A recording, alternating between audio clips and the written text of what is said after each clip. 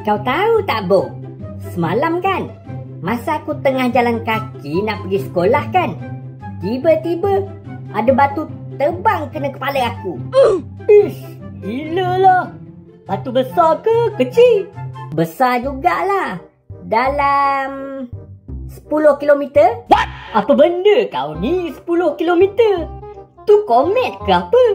Tak. Maksud aku 10 sentimeter. Kalau 10 cm tu logik lah.